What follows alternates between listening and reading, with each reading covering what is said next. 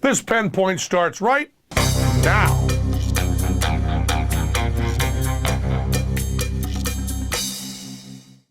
This episode of Penn Point is brought to you by Busted Tees. I'm going to do kind of a personal Penn Point. I guess they're all kind of personal. But I think, my age, I have children. Is there any advice I have to give? This is advice that I think I almost always follow myself. And I just didn't follow it the other night. And I think I should have. I think you should never say fuck you to anybody one-on-one. You should not say fuck you. You should very much use fuck you, but you should use fuck you politically and morally and conceptually. Whenever you're talking about like Obama bombing people in our name, fuck him. Hillary Clinton talking about video games being dangerous, or Schwarzenegger talking about video games, fuck him, The idea that somebody wants to take away our rights, fuck you, The idea, fuck you, that's fine. That's terrific, The idea of if anyone believes this, then fuck them. If you're telling a joke, fuck you. If you love someone dearly and you're monkeying around with your buddies or your loved ones, you go, oh, fuck you. Shut the fuck up. What the fuck are you talking about? Fuck you. If you're doing a show called Bullshit and you're interviewing some shithead, and then there's this asshole. Well, fuck you, asshole. If you're in a debate and you're talking and someone says, fuck you, what? Oh, the Catholic Church has done good for the world. Fuck you. That's all fine. But one-on-one for a person, fuck you has never, ever worked for me. You always want to have it in your heart. Always have fuck you in your heart. When someone tells you to do something you don't want to do, when someone's trying to get in your way, fuck you. Have that in your heart. Live that in your heart. But you don't have to say it out loud. We were in Austin, Texas, which is one of really your top groovy towns. And we did a series of, we did 2 shows, Teller and I, and they were Q&As. And Q&As means we do 4 tricks in the night, and the rest of the time we yap. We just talk and answer questions. And we did these in a few college camps. We did them in Florida for a really hip group. We did it at the Writers Guild in LA. We did it in New York. And it's just a really groovy evening, and people stand up, ask us questions, and it's wonderful. It just really swings. And in Austin, and it's not our show. It's really not our show. We do like 4 tricks, Our show in Vegas, the show we tour with, the Penn and Teller show, is fucking trick, trick, trick, trick, trick, trick, trick, just boom, in your face, this is amazing, boom, fuck you, we got a magic show. And then we do these kind of laid back shows where people raise their hands and ask us questions about episodes of Bullshit and what we were thinking. And it gets really intimate and really honest and really from the heart. And probably if I were going to see Penn and Teller, I'd be more interested in the Q&A than the big magic show, because I tend to like to hear people yap more than I like to see big things on stage, because I'm visually an idiot. I don't think visually at all. And but anyway, so people come and really love this and really dig it. It's really cool. But in Austin, there was a fuck up, and they advertised it first for like a few weeks as our big Vegas magic show. And then they fixed the advertising that it was just a Q&A and we weren't going to be doing our full magic show. So we do the show. It's about 1,200 people, and it goes really well, and they're applauding and they're grooving and everything's great. And I'm out, I go out and I hang out with people afterwards, and I'm posing for pictures and talking. And that takes usually, the show is like an hour and a half, and then we're like almost an hour afterwards talking to people. Because every Penn and Teller show is like a Q&A afterwards. We hang out afterwards. In Vegas, we talk to everybody and take pictures and stuff. And this couple comes up, just a regular couple. I mean, they look like friends of mine, right? And the guy says, this was really advertised wrong. We were expecting to see the full Vegas magic show, and all we got was you talking, you and Teller talking. And I say, sorry. Now, there's a lot of people standing around, waiting to have me sign something or take a picture or something or ask some question. And the guy goes to the door, and I go, I'm sorry. I'm really sorry. We didn't do the advertising. We thought we made this clear. I'm sorry. I'm sorry. Didn't like that. And then he pushes again, and he says, well, we're really, really disappointed, and we want our money back. And I say, okay, get your money back. And I yell out to somebody who's in charge, one of our guys, get him his money back. That's fine. That's fine. And then he says, we're really disappointed. We want our money back. And there's now around me, not a lot, but maybe 50 people, 75 people, who all seem to enjoy what we did in Austin and are waiting around to take pictures and talk with me and continue some of the conversations. And I'm eager to get to that because it's nice to talk to people who are nice to you. And the guy and his wife jumps in. And his wife starts saying, she's a physician. Like, why does that matter? But anyway, they say, we were expecting something different than what we got. And I said, okay, you're gonna get your money back. You just get your money back, get it from somebody. They'll take it out of my pocket. I don't really care. I don't wanna deal with this. I don't wanna disappoint anybody. I don't wanna do any of this. You expected one thing, you got another. And then he says something like, well, we were really disappointed and we really wanted to see this show and we didn't see the show we wanted and we're really upset. And I turn and I go, well, I'm sorry.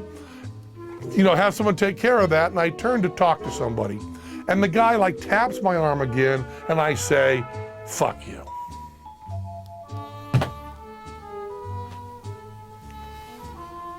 How do you think that went?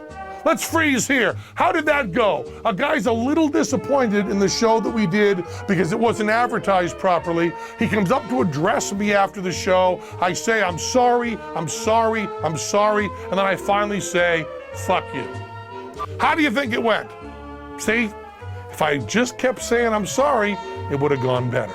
But as it is, he goes, fuck me, you say fuck you to me? And it turns into this big thing. And I go, I don't care, I just don't care. And he goes, you don't care about me? You don't care? And of course, the truth of the matter is, I don't care about him, really. Not really. I care about him because he's there and he's near me, and I'm sorry he's disappointed, and I want everybody to be happy with everything, But I've just said fuck you. And I never say fuck you. I don't think I've ever said fuck you to anyone after a show, ever, about anything. I have people come up to me and say, on 9/11, you were totally wrong. Look at Building 7. You're part of the conspiracy. You're CIA. You're a Zionist. I don't say fuck you. I say, no, I'm not. I have Christians come up to me and say, you do this blasphemy, you should be disgusted. And they talk to me about Jesus Christ. They're very kind to me and nice. I don't say fuck you. And I say fuck you if I'm talking here. When I'm talking to people like you, fuck you. Talking about the ideas. This wasn't about an idea, it was about a person. It was like, fuck you. Oh man, I'm just telling you, it never goes well. It's always better to just roll over, just keep saying, I'm in traffic. I never say fuck you. Some guy cuts me off, I don't even notice I was cut off. I don't roll down the window and yell fuck you. I don't honk. You know what I mean? When I'm having trouble arguing with someone on the phone, I don't say fuck you. Well, I did once say. Actually, there's one case where I was actually happy to say fuck you. The case in Austin was not it. And the guy got his money back and everybody apologized to him. It was all beautiful. But I felt like a schmuck for saying fuck you. And also because I wasn't the underdog. It's okay to say fuck you when you're the underdog, but I was there with people who'd seen my show and dug me, and I'm in the suit, and my name's up on the marquee. I have no right to say fuck you to anybody.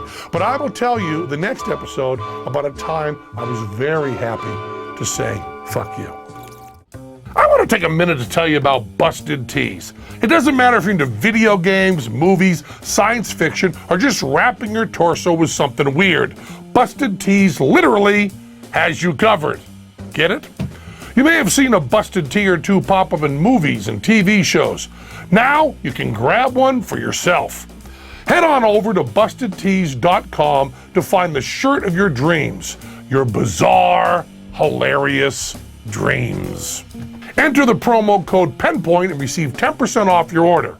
Okay, I promised you that I was going to tell you an episode that I was happy to say fuck you. And I'm trying to remember this story exactly.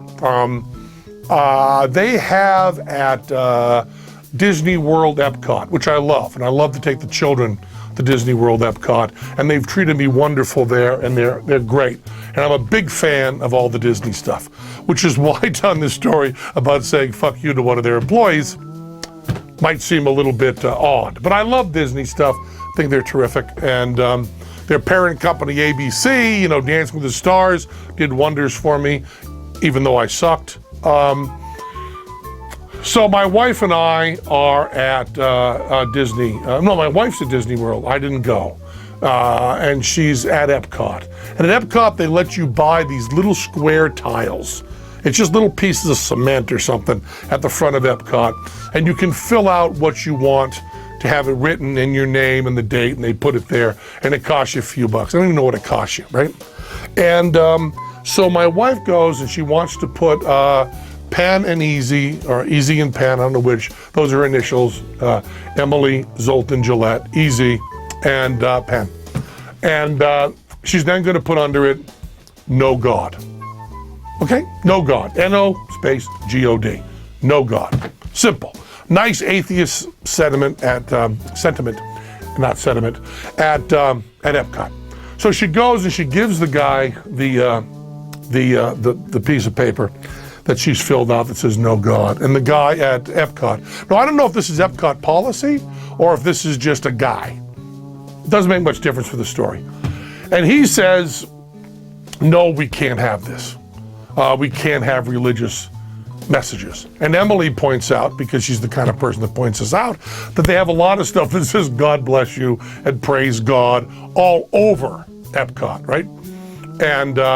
And he said, well, this is different.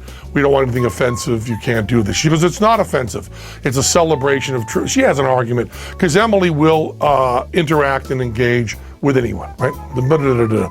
So then she says, well, then I'll fill in this and I will do dog on, which is no God backwards. Dog on. We'll do dog on. And the guy accepts it as dog on with somebody else. I think I'm telling the story right. And then he takes it and she leaves. She's gonna have Easy and Penn dog on.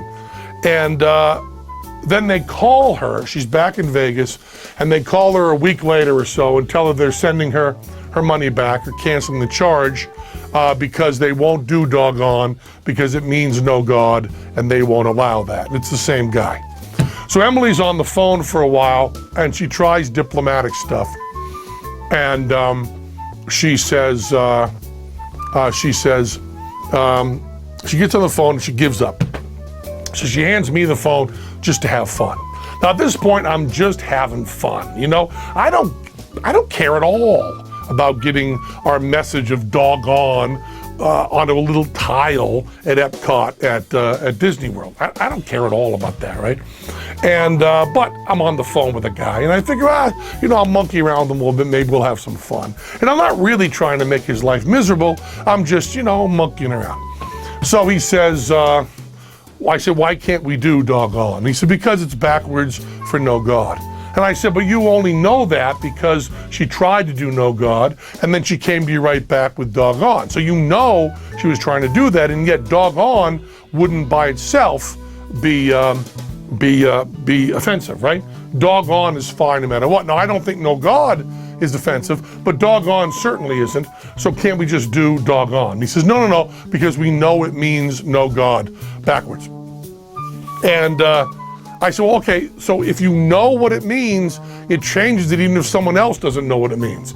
And he says, yes. And I go, okay, so say I tell you that happy birthday means fuck you. And he says, no, do not use that language. I go, no, I'm just trying to make a point.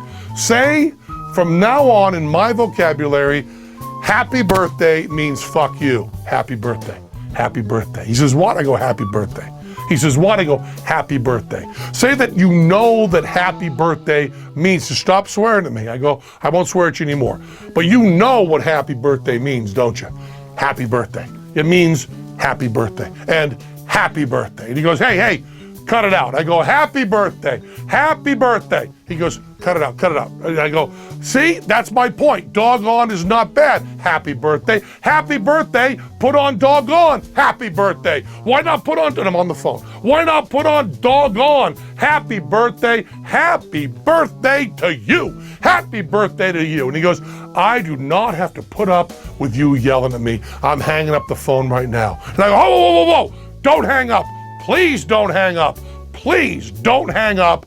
I'm sorry. Please don't hang up. And he says, okay. And I go, fuck you. And I hang up. That is probably the only time saying fuck you one-on-one to a person was called for and made me laugh a lot. And now if you go to Epcot and you look, a friend of ours went, and if you go there, there is a plaque that she did at another time, a dear friend of ours, that says Penn and Easy doggone. So you know what I say to Epcot? I say, no, not to Epcot, I like Epcot. To that one guy at Epcot, I say, happy birthday!